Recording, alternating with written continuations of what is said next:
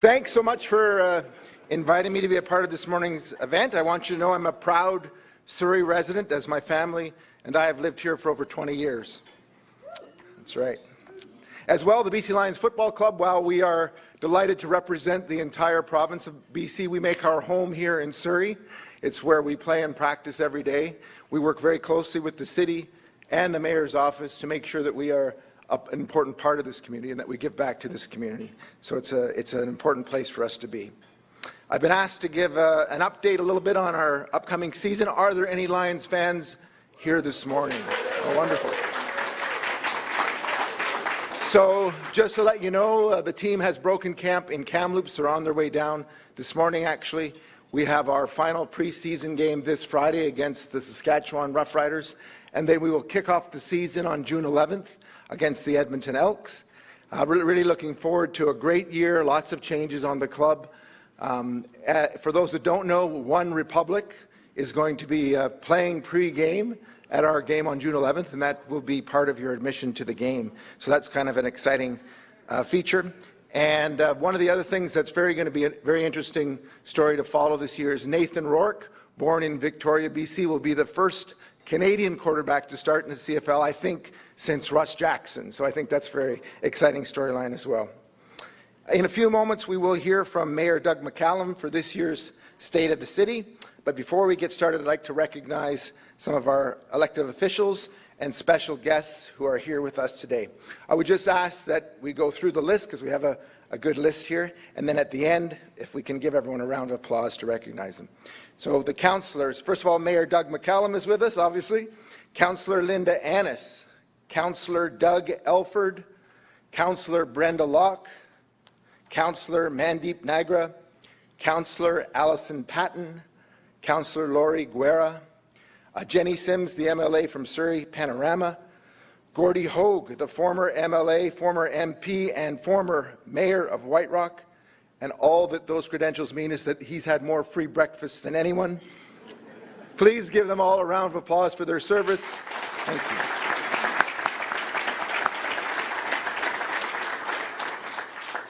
you. Events like the State of the City would not be possible without our generous sponsors. We'd like to take a minute to recognize them. Our presenting sponsor, Fortis BC. Give them a round of applause, please. Our community partners, Kwantlen Polytechnic University, Simon Fraser University, and the University of British Columbia. We thank you all for your generous support. The city is very fortunate to have such reputable educational institutions support events such as this. At this time, I'd like to invite Doug Slater, the Vice President, External and Indigenous Relations from Fortis BC, up to the podium to say a few words. Doug.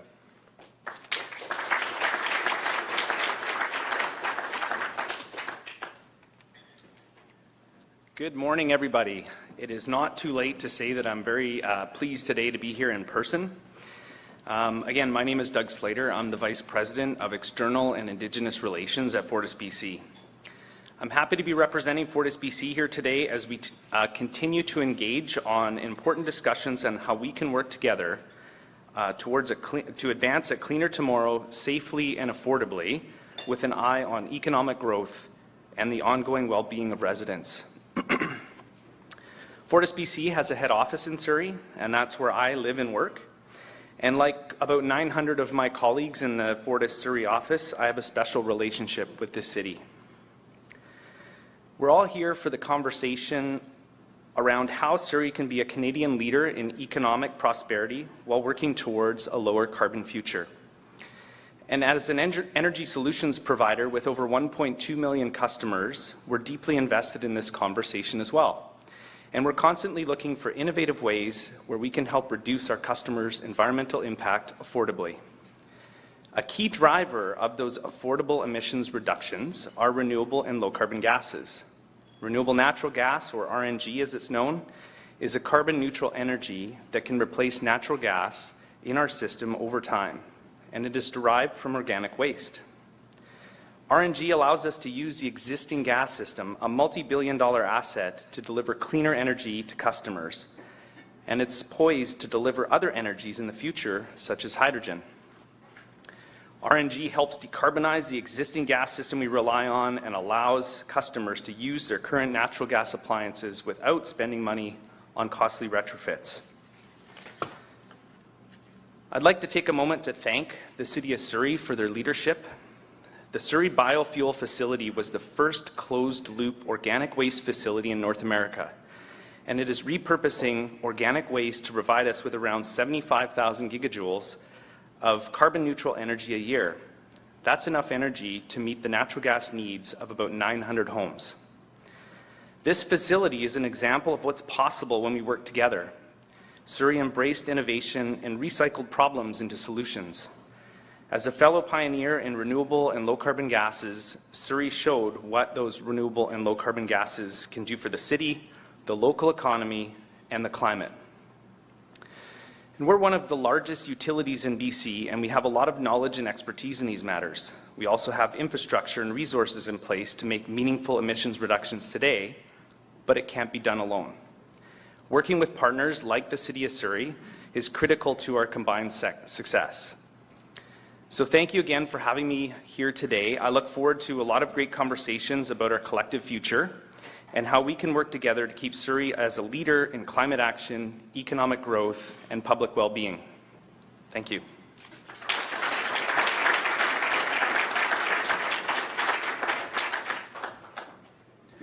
Thank you, Doug, for providing all the insights on the great things that Fortis is doing in the City of Surrey. And as a matter of fact, the BC Lions Football Club has partnered with Fortis on a number of programs, so thank you for your commitment to the communities all across BC. Now, on to some more fascinating things about the City of Surrey. Surrey continues to be the place where it's happening, the place where businesses and residents are exemplifying go-getter culture and tenacity. Let's take a look at what's happening in Surrey and the energy being generated in this short video. Announcing up to $1.3 billion in funding for the Surrey-Langley SkyTrain extension. UBC buys $70 million property for Surrey campus. A new medical school will ensure 1,300 doctors and nurses over the next few years.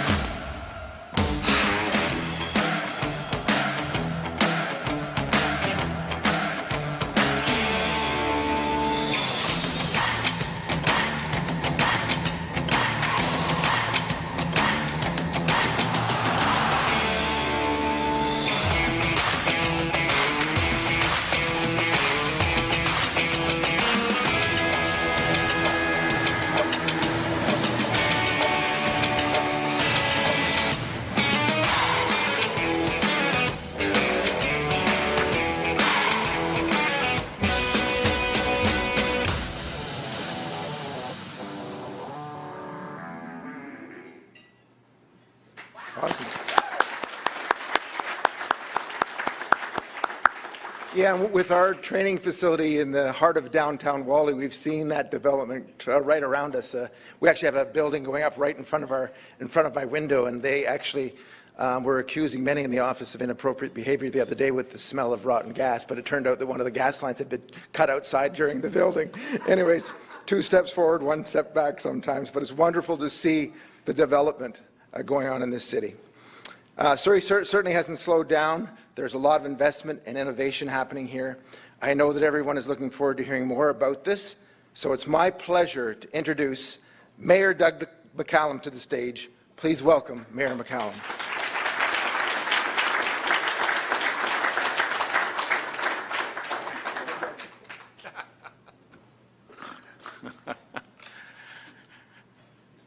Good morning, everybody. It's a real pleasure. I was just thinking, I got up this morning and when I looked out, the sun was shining. I live at Crescent Beach and, the birds were singing and the sun was shining and even the seals were in the water beside Crescent Beach. And, we live in the best place in the world and it's a real pleasure to give my State of the City address today.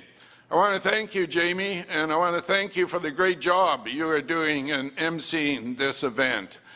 I would also like to thank our presenting sponsor, Fortis BC, and our community partners of KPU, SFU, and UBC. It goes without saying that their support is crucial in making this event possible.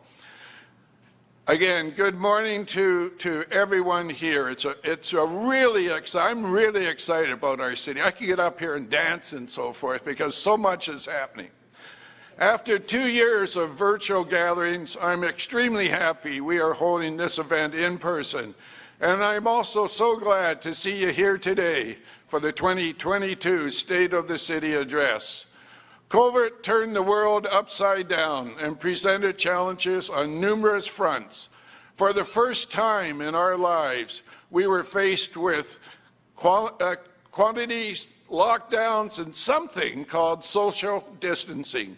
Overnight, alcohol wipes and masks were on the top of everybody's shopping list. And we learned how to stay together by remaining apart. Thanks to the swift development of vaccines and a high vaccination rate, we are steadily emerging from the pandemic. I'm happy to report that the City of Surrey has not stood still the last 2 years. A testament to this city and its people, Surrey not only adopted, but we learned how to thrive during this turbulent time. Led by our city manager, Vincent Lalonde, the work of the city never stopped. Vincent, I want to thank you, the senior management team, and all City of Surrey staff for your outstanding work that has allowed Surrey to hit the ground running in 2022 and beyond. Despite the challenges from COVID pandemic, Council never strayed from the goals we set at the start of our mandate. The vision of what Council wanted to achieve in 4 years was ambitious and demanding. It required massive change, not for the sake of change, but what is best for Surrey. There has been no shortage of critics, doubters, and naysayers.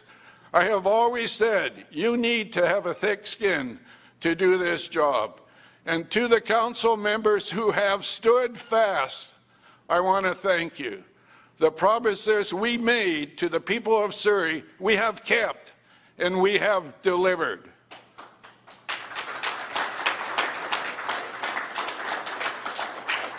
The Surrey of today is unrecognizable to the Surrey of when I was first elected in 1999. Back then, Surrey was indeed a bedroom community of Vancouver. High-rise buildings were instant landmarks because there were so few of them. The same can be said of the lack of high-skilled, well-paying jobs located in Surrey. Today, you only need to look at our city center skyline to see how far Surrey has come. New construction cranes are continually popping up throughout the city. The Surrey-Langley SkyTrain line will be the first rapid transit this city has seen in 28 years. While Metro Vancouver is faced with a shortage of industrial land, the opposite is happening here. Not only does Surrey have space, but we are making even more land available for industrial and commercial use with a newly approved South Campbell Heights industrial area. Surrey's progress and rise in prominence has not gone unnoticed. Senior levels of government are investing in our city, from funding new housing to rapid transit expansion, from replacing an aging bridge to a new hospital. Surrey is on the radar. That comes as no surprise when you consider the tremendous growth we are experiencing. The latest consensus data shows that Surrey grew by nearly 10% from 2016 to 2021, which is the 5th highest growth rate in all of Canada during this period. Surrey is now the 11th largest city in Canada. Whether it is for work, affordability, or lifestyle reasons, more and more people are choosing to make Surrey their home. To accommodate this growth, Council has made available a wide spectrum of options throughout Surrey, whether it be single-family home, condominiums, townhouses, or whether you are here in the market to buy or to rent. There are a variety of housing choices available. In fact, in 2021, Surrey led the way with the highest number of new home construction for the metro region. Housing starts in Surrey totaled over 5,800 units last year, which is 6% more than Vancouver. The decision to build here is proving to be the right call because the demand is there. Case in point, the Radley development in City Centre. In early April, a pre-sale was held, and within 48 hours, all 193 units were sold out.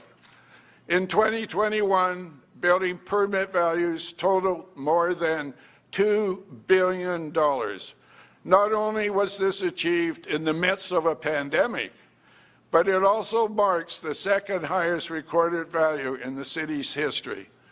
The all-time record was set in the pre-pandemic year of 2019, where 2.3 billion building permit values were recorded.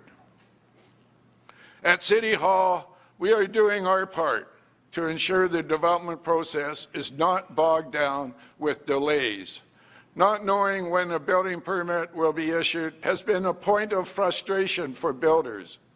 Surrey's Guaranteed Permitting Timelines program brings a level of certainty.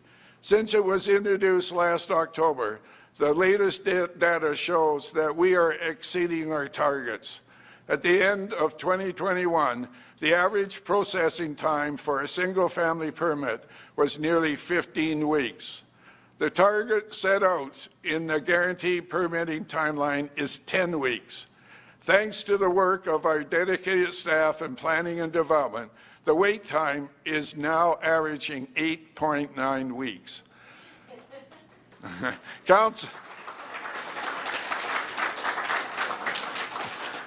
Council's implementation of a guaranteed timeline will result in less idle time for builders and more accurate completion dates for people looking to move into their new home or business.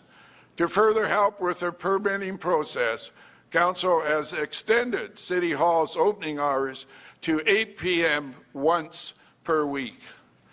Despite 2 challenging years of pandemic, there has been a surge in businesses setting up shop in Surrey.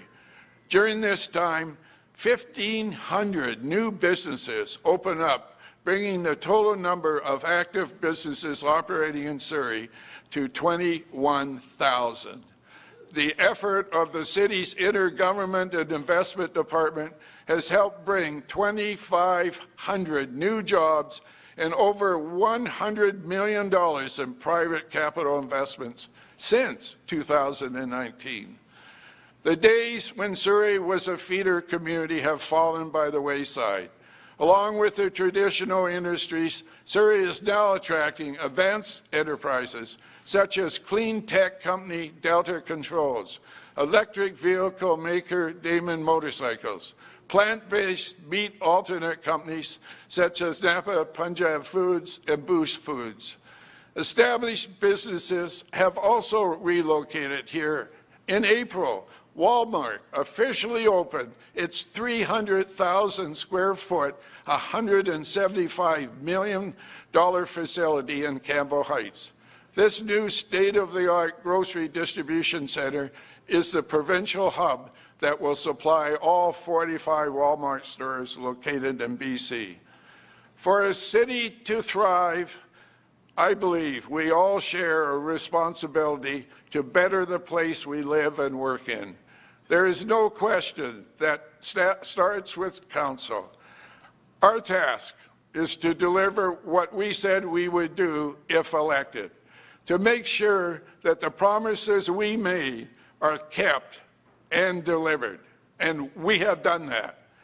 The tradition from RCMP to a city place started 3.5 years ago, and in this short time, the Surrey Police Service has evolved from a motion in council to a Surrey Police Service officers patrolling the streets.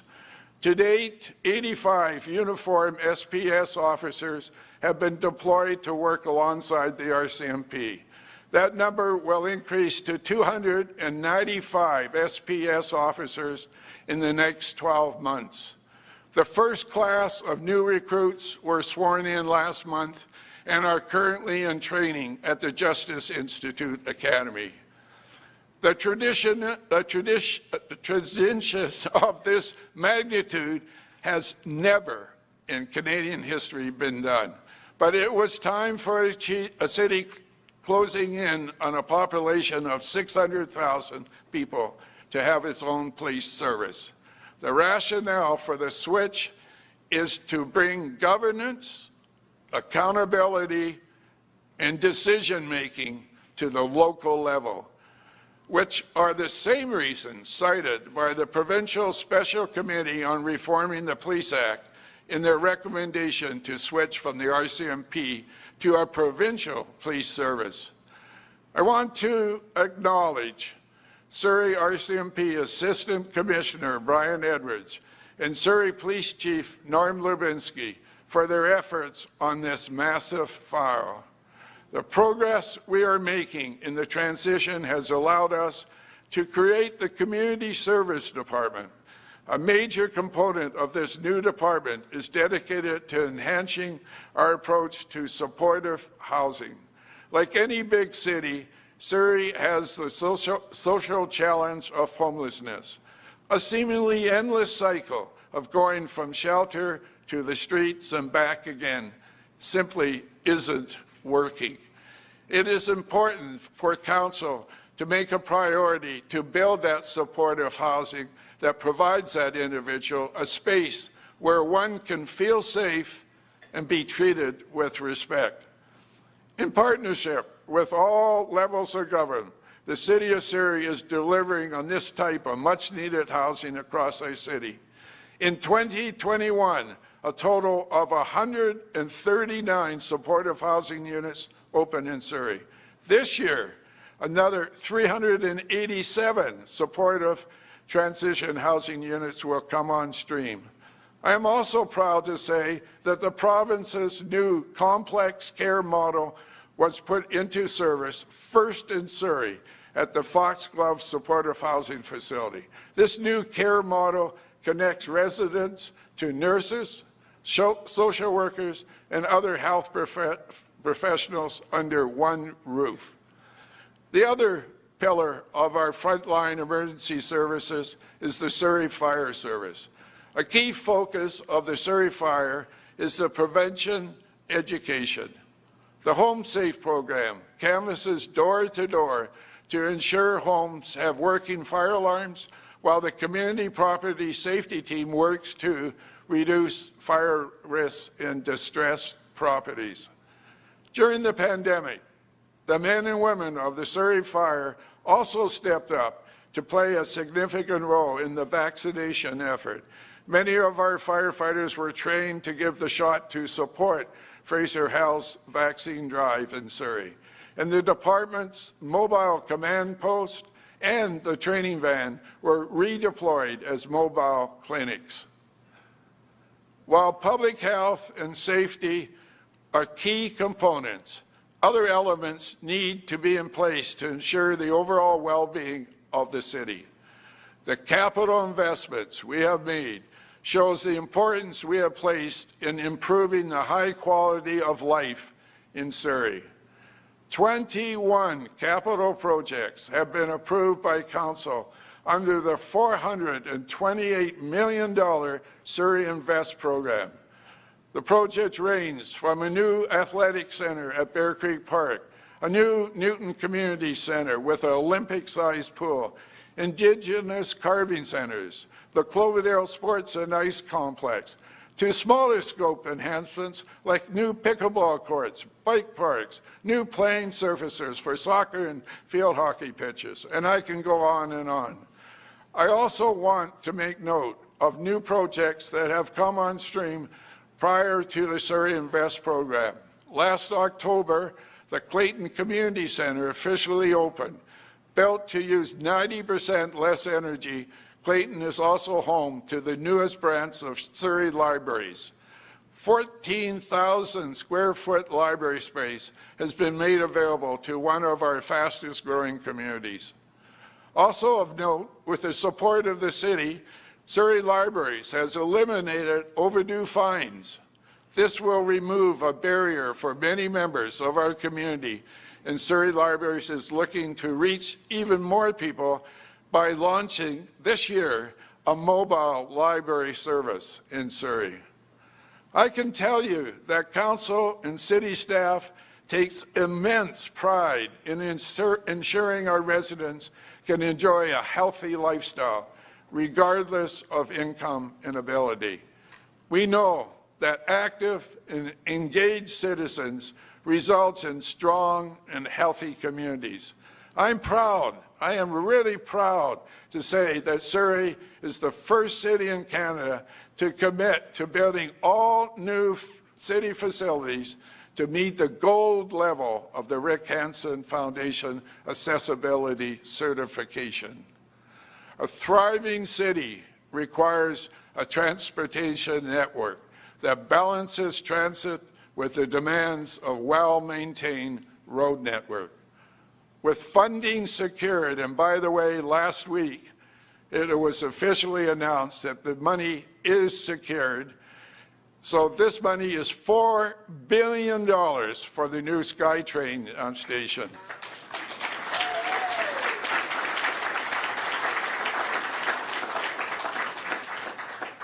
Construction of this new SkyTrain line will at once create a savings of $500 to $600 million, building it as one. Delivered 2 years, and the other big thing that was announced this week is by building it as one, we are going to save 2 years. And in fact, we will be starting to build that new line next year. Surrey the SkyTrain is long overdue in Surrey. The need for it has never been greater. According to TransLink, 2/3 of transit trips are into and within Surrey. Really interesting. 2/3 of the trips are just within Surrey, leaving only 1/3 travel time going out of the city.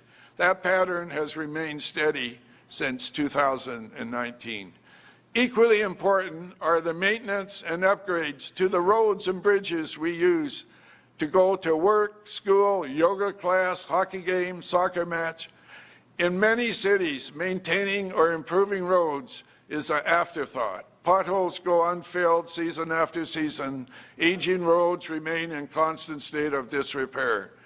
Council understands the value of well-maintained and updated road network that cars, buses, and transport trucks rely on every day.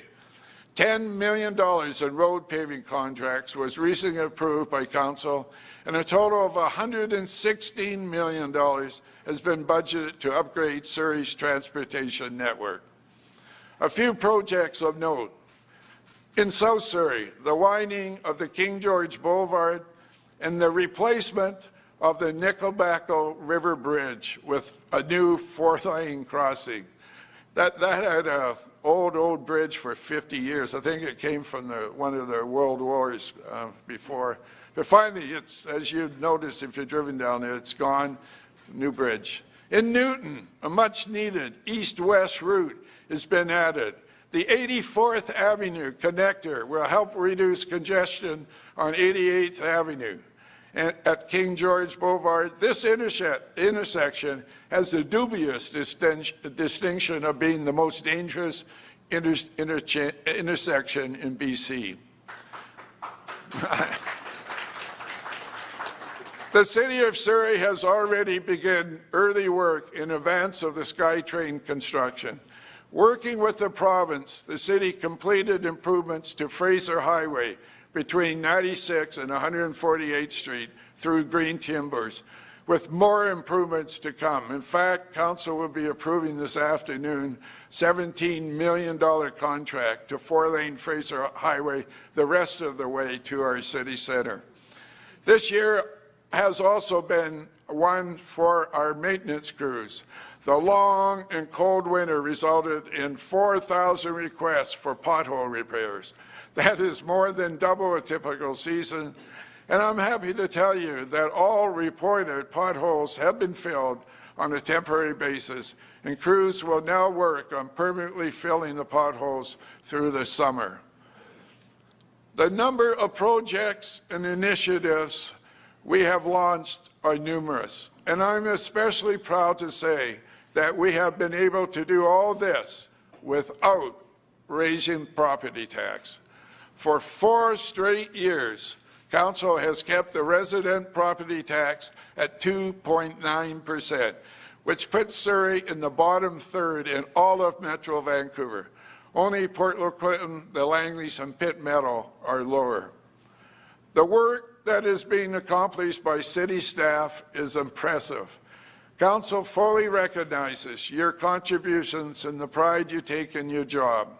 Your efforts are why the City of Surrey is recognized for a wide range of rewards, from financial reporting, corporate culture, to excellence in parks and rec facilities.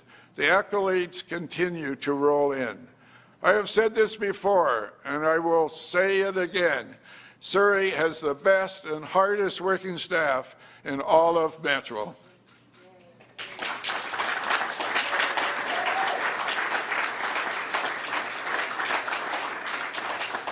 Thank you for the great job you do day in and day out. The health of our city can also be measured in how we care for our natural spaces. To be a thriving city is to be a green city. The geography of Surrey has given us a head start. The city's green infrastructure network comprises of 3,900 hectares of green corridors, forests, wetlands, rivers, and shorelines. As blessed as we are to have so much green space, we can always do more to better the environment. Since November of 2018, City Council has committed over $45 million in new parkland acquisition, resulting in 225 acres of new parkland in Surrey. Council continues to look for opportunities to create more green space. Our last parkland acquisition was in March with the purchase of a 9.3-acre lot in Redwood Heights. Increasing Surrey's urban tree canopy goes hand in hand with new parkland. Last year, the city planted 10,000 trees on city property. In 2022, we have increased that number of trees planted to 12,000 trees. The city's tree sale events are also contributing even more trees planted in Surrey. 4 times a year, residents can buy a maple, dogwood, assorted fruit trees for $20 each only. 1,000 trees are available at each sale, and they are quickly sold out. In total, 4,000 new trees are added to Surrey's urban canopy from the city's tree sale every year. The work we are doing on this front is getting noticed. For the 3rd year in a row, Surrey has been recognized as a member of the Tree Cities of the World. Other tree cities of the world include Barcelona, Stockholm, and New York City. Surrey also has the distinction of being the first city in Metro Vancouver and the largest city in Canada to implement a plastic bag ban. I am glad to see that this ban has spurred major retailers, such as Walmart, to ban plastic bags across Canada. This next initiative really strikes a nerve in this time of sky-high gas prices. With each passing day, we are seeing more plug-in hybrids and electric cars on the road. When 39% of emissions in Surrey are coming from gas cars, the switch to electric is a very good thing, and Surrey is doing its part to help get more electric cars on the roads. One of the big barriers for many thinking about buying an EV is range. That's why Council has been rapidly expanding Surrey's public electric car charging network. Starting with 6 chargers 10 years ago, Surrey will have close to 100 public EV chargers throughout the city by the end of the year. We won't be stopping here because our aim is to have the largest public charging network in all of BC. I want to turn now to my favorite thing about Surrey, my favorite thing over all my 50 years of living in Surrey. It's the people. Every day I go out and talk with our residents and businesses, owners. While we may have our differences, we all share an immense pride for our city and a willingness to help. When the Fraser Valley flooded last year, volunteers of one of Surrey's Sikh temples came together and sent 3,000 plus homemade meals to the people who were stranded in Hope. The Love Where You Live program, which I launched 3 years ago, has seen residents and businesses routinely step up to make their community better. Last year, participants contributed 1,700 volunteer hours, cleaned 208 kilometers of Surrey roads, organized 75 community cleanups, and over 200 people committed to the weekly 20-minute cleanup challenge. So without a question, each of us are doing our part to elevate our city. To say that I am optimistic about Surrey's future is an understatement. As you have just seen and heard, we have made good on the big to-do list that this council started out with almost 4 years ago. We knew we had an ambitious agenda and that there would be bumps along the way. I have never said it would be easy, but the bottom line is what council sets out to do, we have done. The promises we made, we have kept, and we have delivered. With what this council has accomplished, Surrey rightfully has taken a seat among the major cities of Canada. But the work is not done. There are new heights to be reached, and we are just beginning. Can you imagine where Surrey will be in another 4 years from now? From my vantage point, the sky is the limit. Together, together, together, we can and will make Surrey to new heights. So let's get right to work in writing the next chapter of our great city. Thank you all for being here today.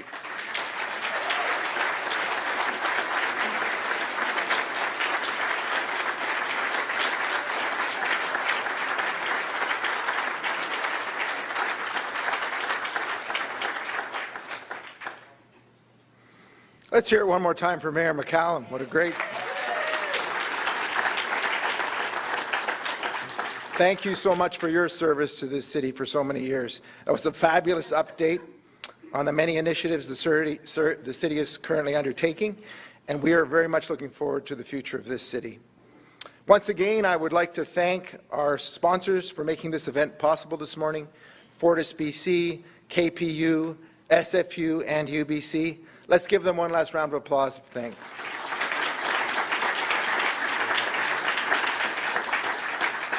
And thanks to all of you for coming this morning, for giving up your time and joining us here at the 2022 State of the City Address.